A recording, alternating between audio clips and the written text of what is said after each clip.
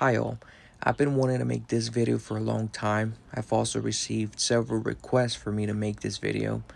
Today I'm going to show you all the things that I do to my gas generators after every use that have guaranteed that the next time that I need to pull them out of long-term storage, they start on the first pull. I really don't want this video to be more than 10 minutes long, so I'm gonna get right into it. Any questions you have, please leave it in the comments. All the steps are pretty much written here. If you want to take a screenshot of this, feel free to do so. I'm gonna show essentially what these steps are for those of you that want to see that. The very first step is to make sure there is no fuel left in the gas tank. You're welcome to run the generator until it is completely out of fuel, or if you want to just remove whatever gas is in it, you're welcome to use a transfer pump. You can find these at Harbor Freight, Walmart, or even the Home Depot.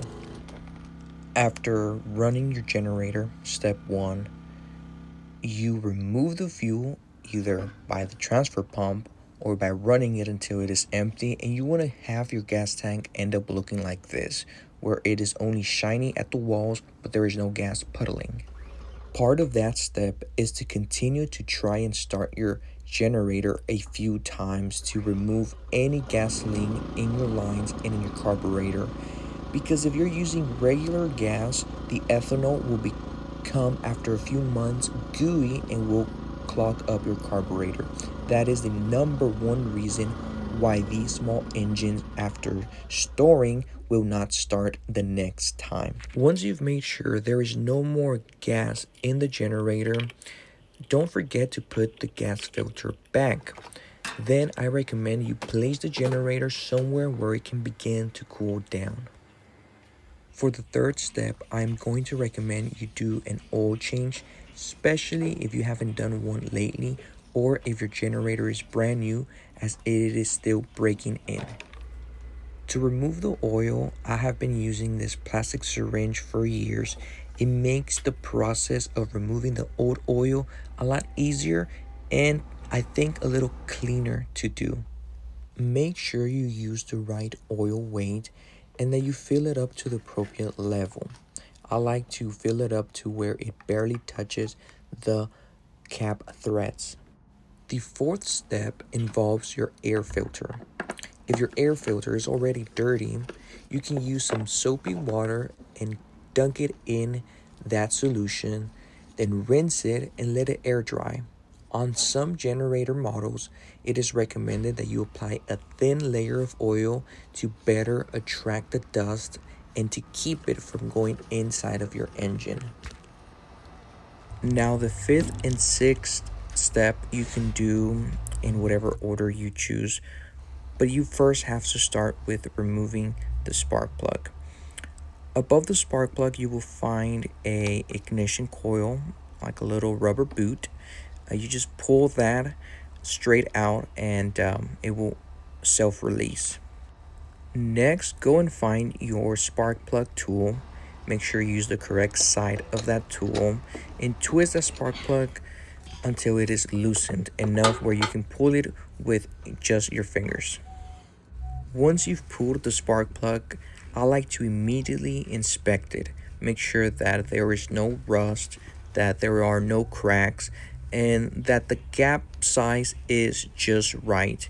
Reference your user manual for that specific generator that you have. This next part is incredibly helpful in making removing your spark plug a lot easier to do in the future. It is an anti-seize compound, and not just do a few dabs. It's important to just do it on the threads. Don't worry, it will spread evenly amongst the threads once you're threading it back in. This fifth step is incredibly important. It's also as important to make sure you're using fogging oil, as it is specifically intended for the inside of engines that are stored long term.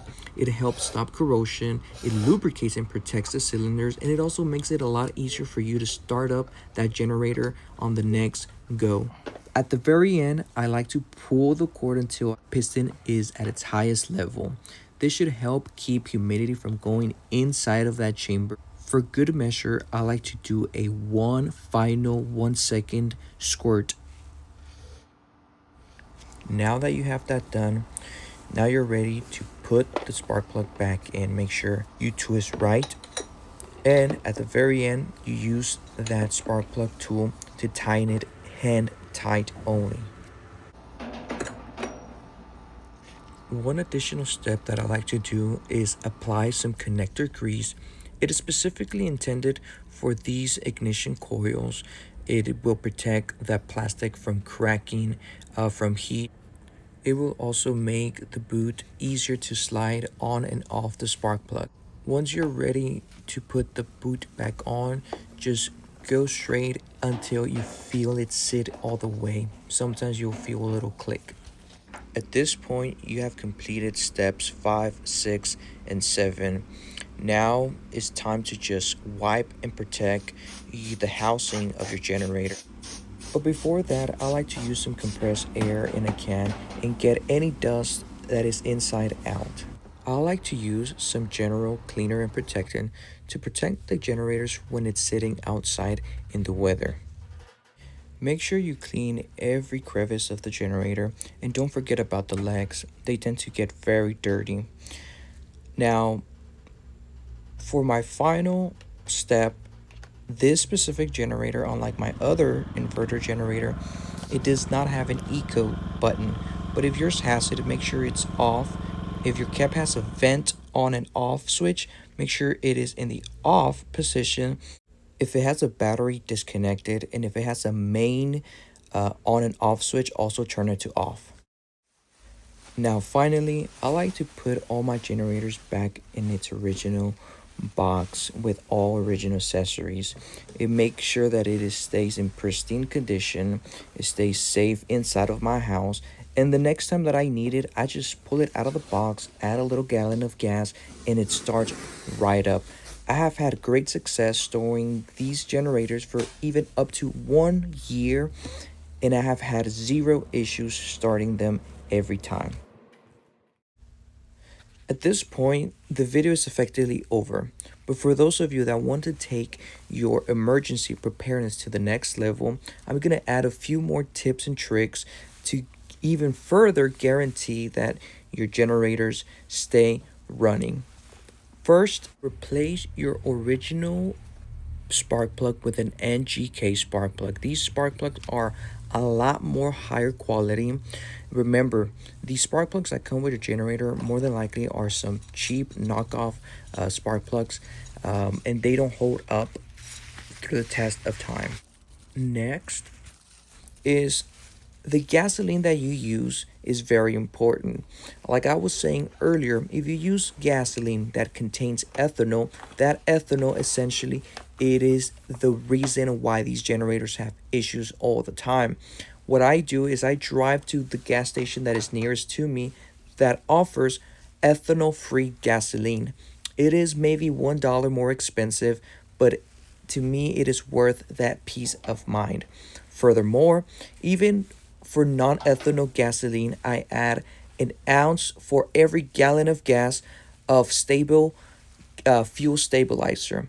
This will help further protect the gasoline from going bad, as I store my gasoline all year long from the beginning of May to the next May. In addition, after every year, I pour the gasoline into my car gas tanks, and then I go drive to that gas station and I refill those gas cans with fresh new ethanol-free gasoline. I recommend that you go online and you find a magnetic oil dipstick that you can substitute your plastic oil dipstick that came originally with your generator for a magnetic one that will catch all metal shavings after every use.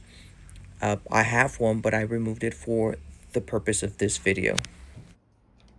In addition, if you're ever having issues with your generator, make sure to look at the back of your generator where the exhaust is. There is a little screen that sometimes gets clogged. You can use a torch like this to heat it up. Once you remove it from the generator to clear up all those impurities and have a new clean screen so that your generator is happy to run back again.